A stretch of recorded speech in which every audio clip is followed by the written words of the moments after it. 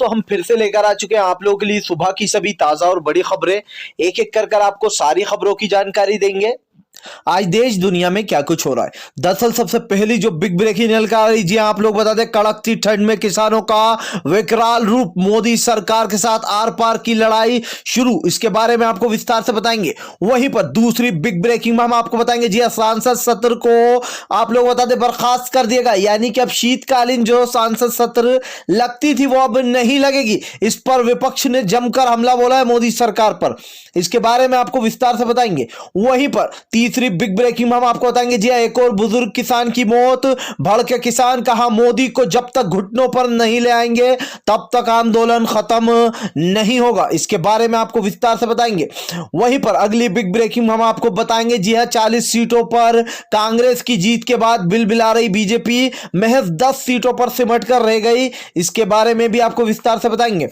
वहीं पर प्रशांत भूषण का मोदी सरकार पर बड़ा हमला, कहा जो लोग टुकड़े टुकड़े गैंग बता रहे हैं किसानों को, सच में वो खुद टुकड़े टुकड़े गैंग है। जी अडानी और अंबानी के दलाल हैं। इसके बारे में आपको विस्तार से बताएंगे। वहीं पर अगली बिग ब्रेकिंग में हम आपको बताएंगे, जी समाजवादी पार्टी के कई कार्यकर्ताओं पर केस दर्ज, भड़के अखिलेश यादव। इसके बारे में भी आपको विस्तार से बताएंगे।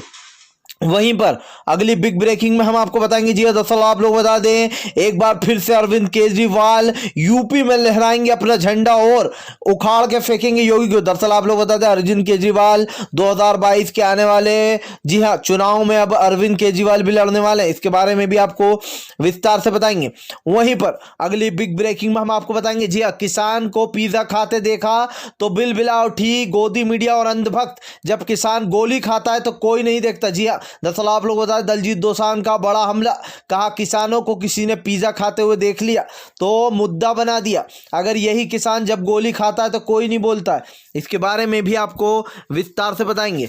वहीं पर अगली बिग ब्रेकिंग में हम आपको बताएंगे, जी हां, दरअसल आप लोग बता दें, रणदीप सुरजेवाला का मोदी सरकार पर बड़ा हमला, कहा काले बिन लाने में मोदी सरकार सबसे आगे। क्या मोदी सरकार को दिखाई नहीं दे रहा कि अब तक 16 किसानों की मौत हो चुकी है। जी ऐसे में मोदी सरकार अपनी बात पढ़ रही है। निर्दयी और निर्लज सरकार है ये। इसके बारे में भी आपको विस्तार से बताएंगे। वहीं पर अगली बिग ब्रेकिंग में हम आपको बताएंगे, जी हां, फिर से एक बार मोदी ने चली चाल। दरअसल शीतकालीन सत्र जो कि हर बार होती है, अब की बार रद्द क्यों करी गई और हवाला क्या दिया गया कोरोना का। जब इस बिल को पारित कराना था तब कोरोना नहीं था, और अब जब लोग सवाल पूछेंगे इस पर तो संसद की सत्र ही कैंसिल करा दी गई है। जी हाँ, इसके बारे में आपको बताएंगे।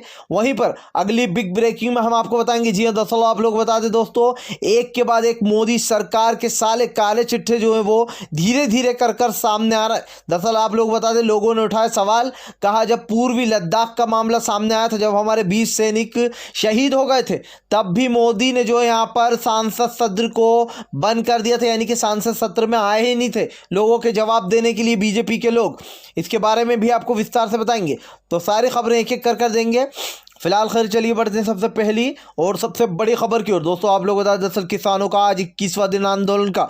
जी हाँ, किसानों का विकराल रूप अभी तक किसी ने नहीं देखा। मोदी सरकार की हवाइयां उड़ चुकी हैं। दोस्तों ये आंदोलन इतना आगे जाता जा रहा है जिसकी कोई हद नहीं है।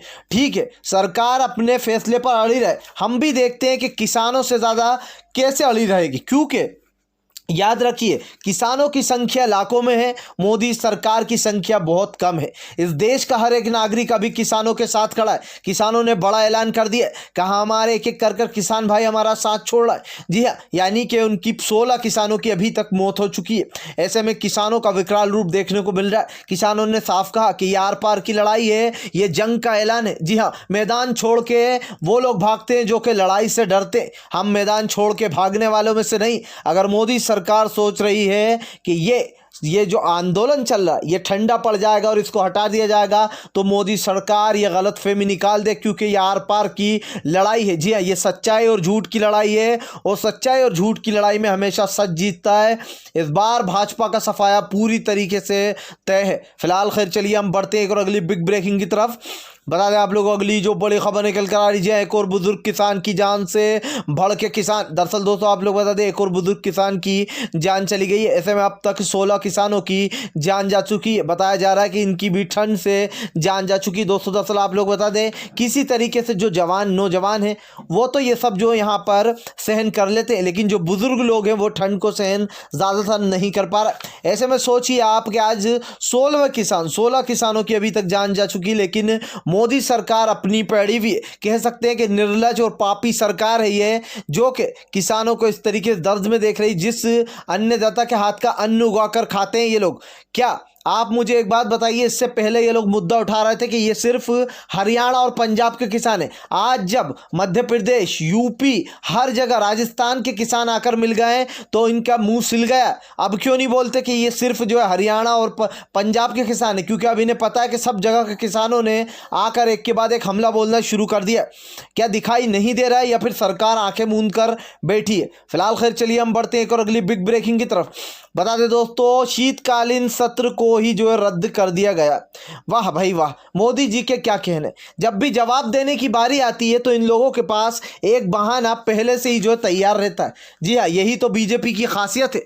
जब इनको सवालों से बचना होता है, जब लोगों के सवाल नहीं देना होते, तो ये इसी तरीके की चाल चलते। दोस्तों आप एक बात बताइए, शीतकालीन जो सत्र होना थी, जो सांसद सत्र होना थी, उसको रद्द कर दिया गया। कहा अब की बार कोरोना का कुछ ज़्यादा ही प्रकोप है, इसलिए जो यहाँ पर शीतकालीन सत्र अब नहीं होगी। अब मेरे दो मुद्दे जो कि मैं आपको अच्छे से बताता हूँ। सबसे पहली बात, जब इस बिल को पारित कराना था तो जो कोरोना के मामले थे वो और भी तेज़ी से लगातार बढ़ रहे थे। ठीक है, मेरी बात सुनिएगा, जब और भी तेज़ी से ये आंकड़े बढ़ रहे थे, लेकिन क्योंकि इस बिल को पारित कराना था तो तब भाजपा के लिए कोरोना वोरोना कुछ नहीं था। जब बिहार में जाके लाखों लाखों की रैलियां निकालना थी, खुद मोदी जी गए वहाँ पर, हमारे देश के प्रधानमंत्री गए वहाँ पर, जो यहाँ पर सीएम योगी गए यूपी के, और भी भाजपा के जितने भी लोग थे वहाँ जा जाके आए। क्या जब यहाँ पर आप बताइए, जब कोरोना नहीं था, अभी कोरोना, क्योंकि सरकार को पता है कि किसानों का मुद्दा गर्म है, अगर शीतकालीन सांसद सत्र लगी तो ऐसे में हमारे ऊपर सवाल उठेंगे, उन सवालों के जवाब हमारे पास नहीं होंगे। एक और मुद्दा मैं आपको याद दिलाता हूं, कमलनाथ की सरकार तो आपको याद ही होगी, जब कोरोना सबसे ज़्यादा बढ़ रहा था एमपी में, लेकिन इन लोगों ने जो साठगांठ करके रखी थी कमलनाथ की सरकार गिराने के लिए, तब भी सांसद सत्र लगी और कोरोना के मामले इससे डबल या तिबल थे। लेकिन इन्होंने क्या करा, क्योंकि इन्हें पता था कि हमें कांग्रेस की सरकार गिराकर एमपी में, मध्य प्रदेश में अपनी सरकार बनाना है, तब इन्हें कोरोना की याद नहीं आई। अब इन्होंने कोरोना का बहाना देते हुए कहा कि भाई शीतकालीन जो सत्र है वो अब नहीं होगी, क्योंकि कोरोना के मामले को देखते हुए ये फैसला लिया गया। आप लोगों को याद होगा रक्षा मंत्री राजनाथ का एक बयान, उन्होंने कहा था कि मैं सत्र में तो जाऊंगा, सांसद सत्र में, जब हमारे पूर्वी लद्दाख के 20 सैनिक घायल शहीद हो गए थे। इस पे कांग्रेस और विपक्ष पार्टियों ने काफ़ी हमला बोला था कि सांसद में सत्र होना चाहिए इस पर, और सवाल भी पूछे जाएंगे। लेकिन बीजेपी ने ये सत्र के सवाल जवाब ही जो यहाँ पर गुल कर दिए कि हम इनके जवाब नहीं देंगे, सत्र ही कैंसिल करा दी। लेकिन उसके बाद जब गर्मा गर्मी बढ़ी तो रक्षा मंत्री राजनाथ ने कहा कि मैं अच्छा सत्र में जवाब बोलूँगा, लेकिन मैं जो पूर्वी लद्दाख में हुआ है उस पर कुछ भी नहीं बोलूंगा। तो आप सोच लीजिए कि रक्षा मंत्री राजनाथ ये बोल रहे थे कि जो भी हुआ है मैं उस पर बात ही नहीं करूंगा। इसका क्या मतलब होता है कि मुझे मुद्दों पर बात नहीं करना, मेरे पास जवाब, क्योंकि भाई देखिए सवाल पूछे जाएंगे, जवाब तो भाजपा के पास है नहीं। अब जब किसानों का आंदोलन हो रहा है, जब लोग सांसद सत्र अगर लगती और लोग वहां पर सवाल उठाते, तो मोदी सरकार उसमें पूरी तरीके से फंस चुकी है। फिलहाल खैर चलिए हम बढ़ते हैं एक और अगली बिग ब्रेकिंग की तरफ। बता दें आप लोग को अगली जो बड़ी खबर निकल कर आ रही है, किसानों की पीड़ा को देखकर भड़के प्रशांत भूषण। दरअसल दोस्तों आप लोग बता, जिस तरीके से गोदी मीडिया लगातार किसान भाइयों को बदनाम करने में लगी, ऐसे में प्रशांत भूषण का गुस्सा फूटा। दरअसल कल यहाँ पर आप लोगों को याद होगा रविशंकर प्रसाद जी ने एक बयान दिया था, किसानों को बताया था टुकड़े टुकड़े गैंग, कि टुकड़े टुकड़े गैंग भी घुसी हुई है किसानों पे।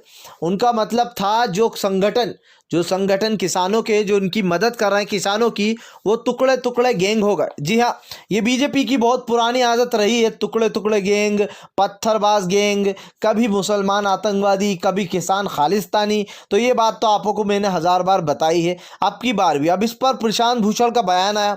उनका कहना है कि अडानी और अंबानी के पर्सनल जो दलाल है, जी हाँ, ये मीडिया और भाजपा के दलाल जो कि अडानी और अंबानी की दलाली करते हैं और चुनाव में भारी मतों में ये लोग पैसा भी लगाते हैं, ये भी आपको पता होगा।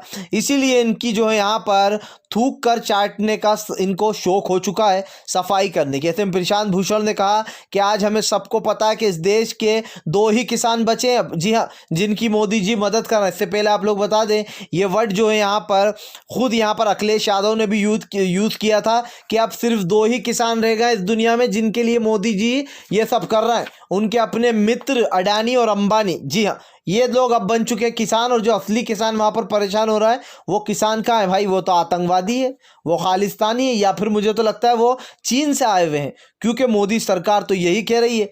ये भाजपा के दलाल जो हैं या फिर गोदी मीडिया के दलाल जो कि एक छोटे से इशू को बड़ा इशू बना देते हैं, इनकी दलाली ख़त्म नहीं होने वाली है। खैर चलिए हम बढ़ते हैं एक और अगली बिग ब्रेकिंग की तरफ। बता दें आप लोगों को अगली जो बड़ी खबर निकल कर आ रही, जी हाँ दोस्तों, मोदी सरकार के खिलाफ आर पार की लड़ाई का ऐलान। जी हाँ, किसानों ने कहा कि आज 21वां दिन हो चुका है, लेकिन सरकार की तरफ से हमें बार बार 5 बार पूछा गया, लेकिन हाँ या ना में जवाब नहीं मिला था। ये लड़ाई आर पार की है। मोदी ये ना समझे कि हमारे पास कुछ भी चीज़ की कमी पड़ने वाली है। हम तो घर से यही कहकर निकले हैं कि आए या ना आए हमारा इंतज़ार मत करना। जी हाँ दोस्तों, ये काफ़ी बड़ी बात होती है। किसानों ने घर पर ये कह दिया कि हमें पता नहीं कि हम आ पाएंगे या नहीं आ पाएंगे, लेकिन ये आर पार की लड़ाई लड़ेंगे। जी हाँ, भले ही ख़त्म हो जाएंगे लेकिन हार के वापस जाएंगे नहीं। दोस्तों दरअसल आप लोग बता दूं, मोदी सरकार कितनी ही हिम्मत बनाने की कोशिश कर ले, लेकिन सरकार को खुद को पता है कि वो पूरी तरीके से फेल हो चुकी है। रोजाना आप सुनकर हैरान हो जाएंगे कि यहाँ पर कितना ज़्यादा सरकार को नुकसान हो रहा है, जिसकी भरपाई शायद सरकार पिछले न जाने कितने कितने दिनों में भी नहीं कर पाएगी। दरअसल आप लोग बता दें, 3500 करोड़ रुपए का रोजाना का सरकार को घाटा हो रहा है। आप सोच सकते हैं आज जब देश की हालात इतने बिगड़े हुए हैं, जीडीपी नीचे पड़ी हुई है सबसे, उस वक्त में भी मोदी अपनी बात पर अड़े हुए हैं, या फिर यूं कह दे कि एक मैं होता है ना कि मैं ये काम कर कर रहूंगा, वही में जो है वो मोदी के अंदर एक घमंड जो है, और वो घमंड बहुत जल्दी टूटने वाला है, क्योंकि किसानों के आगे मोदी सरकार की चलने वाली नहीं है। 4 कदम तो मोदी सरकार पीछे हटा ही चुकी है, लेकिन ये 1 कदम भी पीछे हटेगा जब काला बिल वापस होगा। सबसे बड़ी बात, जब 3500 करोड़ रुपए का रोजाना दोस्तों जब नुकसान हो रहा है, तो आप खुद सोचिए सरकार का क्या फैसला होना चाहिए था इस पर। ये मैं नहीं बताऊंगा, ये आप मुझे खुद बताएंगे कमेंट बॉक्स में। फिलहाल खैर चलिए बढ़ते हैं एक और अगली बिग ब्रेकिंग की तरफ। बता दें आप लोगों को अगली जो बड़ी खबर निकल कर आ रही, रणदीप सुरजेवाला का मोदी सरकार पर बड़ा हमला।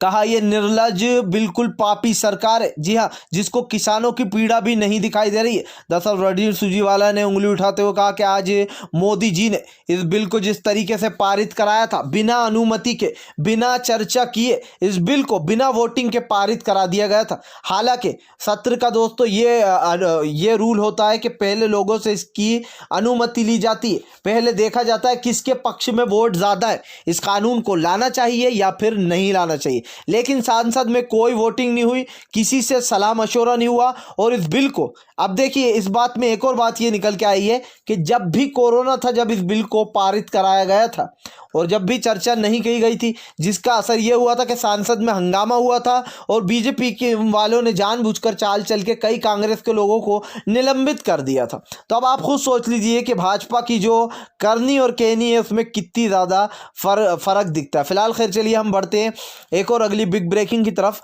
बता दें आप लोगों को अगली जो बड़ी खबर निकल कर आ रही है, रागिनी तिवारी के बयान पर भड़के आप लोग बता दें किसान। कहा रागिनी तिवारी में अगर दम है तो हमारे हाथ का उगाया हुआ अनाज खाना बंद कर दे। दरअसल आप लोग बता दें, रागिनी तिवारी ने एक विवादित बयान देते हुए कहा था कि इन किसानों से कल ही सड़क खाली कराएंगे। किसानों का गुस्सा फूट उड़ा। कहा अगर एक बाप की औलाद है तो आकर खाली करा के बता। जी हाँ, रागिनी तिवारी को जमकर पेल दिया किसानों ने। कहा चाय वाले की चाय वाला चाय ही बेचेगा और ये रागनी तिवारी में अगर दम है तो ये आकर सड़क खाली करके बता दे हमसे। तो दोस्तों, जिस तरीके से बीजेपी वाले लगातार विवादित बयान दे रहे हैं, अपने ही बयानों में घिरते चले जा रहे हैं। फिलहाल खैर चलिए हम बढ़ते हैं एक और अगली बिग ब्रेकिंग की तरफ। बता दें आप लोगों को, आम आदमी केजरीवाल का बड़ा ऐलान, कहा 2022 में लड़ेंगे यूपी में चुनाव। दरअसल यूपी में दोस्तों कानून व्यवस्था पूरी तरीके से बिगड़ चुकी है। वहां के जो लोग हैं यूपी के, वो लगातार केजरीवाल से कहते हुए नजर आ रहे हैं कि हमें भी जो दिल्ली में आपने फैसिलिटी दे रखी है वो हमें भी मिलना चाहिए। ऐसे में केजरीवाल ने कहा कि हमने बड़ा फैसला लिया, हम 2022 में यूपी में विधानसभा चुनाव लड़ेंगे। यानी कि अब योगी की एक और तरफ से मुश्किलें बढ़ने वाली हैं। फिलहाल अगर आप भी जो यहाँ पर शांतिपूर्ण ढंग से पीएम की सभी गलत नीतियों का शांतिपूर्ण ढंग से विरोध करते हो और आप मानते हो कि किसानों के लिए ये काला बिल मृत्यु समान है और इस बिल को रद्द होना चाहिए, तो इस वीडियो को ज़्यादा से ज़्यादा शेयर करके फैला दो ताकि हमारे और दोस्त भाइयों को भी सच्चाई पता चल पाए। और अगर आप हमारे चैनल पर पहली बार आए हो तो जल्दी से हमारे चैनल को सब्सक्राइब कर लीजिए। पास में एक घंटी आएगी, उसको ज़रूर दबाइए ताकि हमारे हर वीडियो की अपडेट आपको मिलती रहे। हम मिलेंगे आपसे नेक्स्ट वीडियो में, तब तक के लिए वंदे मातरम, जय हिंद।